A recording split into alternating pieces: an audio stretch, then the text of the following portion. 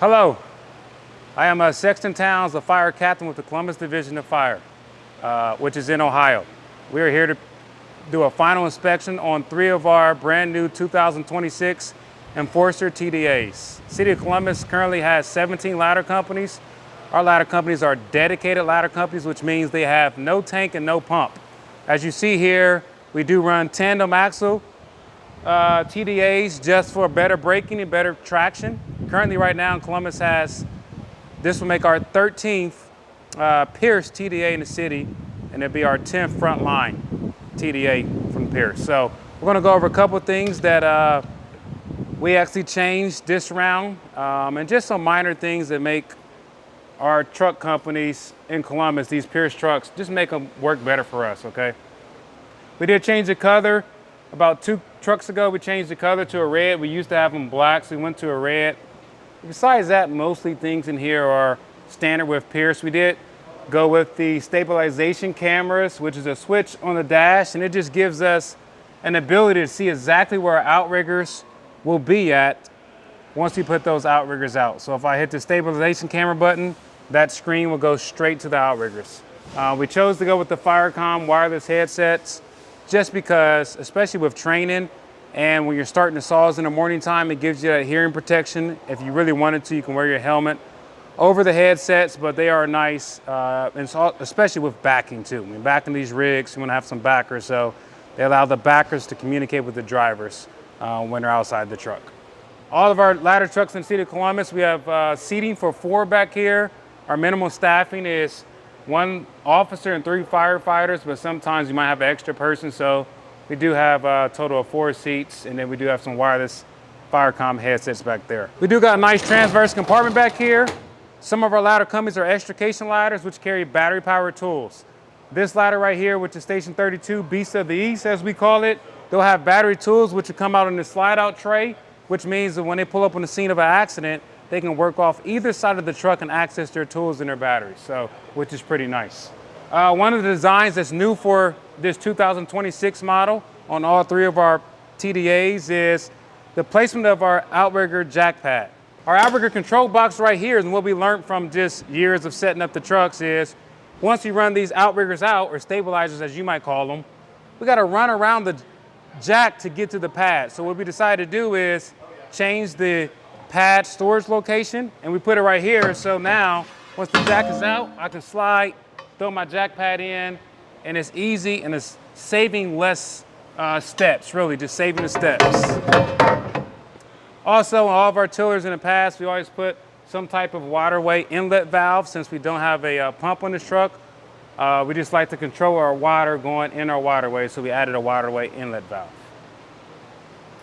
Another new addition to our truck is we added a 10-foot extension ladder, dual safety, and this is just for our lower windows. It's about 6 or 7 feet, where we really don't have a problem getting into them, but we have problems rescuing people, unconscious victims out of them. So we added a 10-foot extension ladder, dual safety, which is nice. We did stick with a 15 kW hydraulic generator on this truck, which powers 2 200-foot cord reels. We did keep our normal spec of both cord reels in the same compartment mounted top side. So that way, if I wanted to, I could pull both cord reels off on one side. If the fire's on this side, I can use both cord reels coming off the same side of the truck, which is pretty cool. Another option we opted with is we went for wireless remote. This is a wireless remote that can not only operate the nozzle, but actually can operate the aerial. Pretty cool. It's a button in here that gives you controls, and then I have full functions of the aerial. I can do extend, rotate, raise, retract. Not only that, I can do it in our higher speeds that a lot of times with tip controls, you're 1/3 the speed. So this allows us to pretty much put the tip of the arrow exactly where we want it, and you don't have to stay at the pedestal. So this is a nice feature I know our guys are gonna love. One thing that we did really realize that we need a little bit more of is we upgraded some of our lighting. We kept our normal spectrum lights, which we have 1 right here. We have 3 on each side. And then we added some emergency lights. On our past trucks, most of our emergency lights on the trailer were low on the rub rails. So we added just some wheeling emergency lights across the trailer, which are dual colors, red and white. We stepped with the Columbus kind of tradition with our Pierce ladders, which was putting the station's logo on the aerial, just to show some station pride. So this is going to Station 32, also known as the Beast of the East. So obviously, staying with the station pride, we were at the Beast of the East of the door. We got a slide out tray in there for our saws. And this little addition we kept with, which is just a step.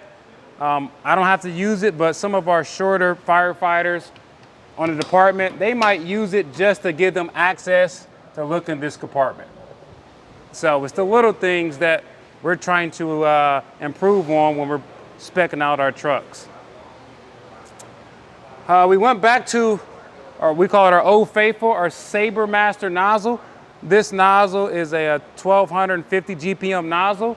That is a true combination nozzle, but when you change it to smoothbore, it becomes a true smoothbore nozzle, which is made by Akron. It's a great nozzle. We had it on some of our older trucks in the past, and we went back to it. Of course, we have a pinnable waterway, and then we did add a couple tip lights from our previous 2024 models. One thing you'll notice on almost all Columbus tillers, probably a little bit different than other tillers coming out of Pierce, is we actually move our steps to the tiller box all the way to the rear. So that way when I climb up the tiller box, I go straight until the tiller box versus kind of have to do a jog. And then when we go to the back, Pierce always shows us love, and they put our rollers in the back. What the rollers do is it makes it very easy for these extension ladders to come out.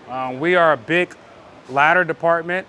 So with the roller systems inside, I can grab an extension ladder and they come out nice and smooth. And it's also easier when firefighters are putting them back. They don't have to fight with the ladder chute to get the ladders back on the truck. We do carry 35-foot extension ladders, and we carry a nice assortment of ladders. And then always showing station pride, we got the big 3, the big 2 showing 32s. One addition to these 3 tillers that we added that weren't on our last one is we did add another scene light right here above the tiller box.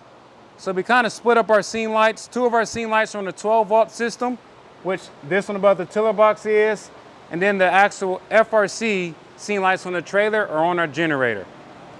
We stuck with the additional outlet on the waterway, so that way we do a lot of parking garage fires in certain areas of the city, where it makes us easiest if we want to use the elevated waterway to do we call it a flying standpipe. So we have a 2.5-inch discharge up there with a shutoff, and we do a lot of training with that in the city, so that way we can easily extinguish our parking garage fires. We do have a rooftop hatch up here that gives us access to this flip-up compartment. A lot of our truck companies will keep a chainsaw in here, and then that way if they want to access the saw from up top and throw it in the saw scabbard on the tip of the aerial. This will be our first truck with the Lyfe Pulley and the Harken winch system up here. So when we're doing aerial backboards, it should make it a lot easier. A lot of times our rescue companies are in charge of our aerial backboard, so we ordered on this truck to give them more options. With the Lyfe Pulley system, it just keeps all the ropes in line and at good angles, which is what you want when you're doing these rope rescues. Obviously, we have our saw box on top, which is standard in Columbus. All of our TDAs now have a saw box, which will keep a chainsaw in there, a 20-inch bar, and another small chainsaw with a 12-inch bar on there. All right, now when we got the lights on, one thing we changed was we did add some different emergency lights. We added back here, we added the lights in the rub rail. They're 2 colors, so they'll flash red and white. And we did it across the bottom of the rub rail and at the top above some of our compartments. So the City of Columbus Fire Administration does a great job of allowing members off of our committees and members that actually drive and work off these trucks to help design these trucks. That is a great thing, and Pierce does a great job of taking our ideas and putting them into reality. So thank you to Pierce, thank you to CFD members, and thank you to the CFD administration for letting us come up here and making these great trucks for our citizens and residents of Columbus.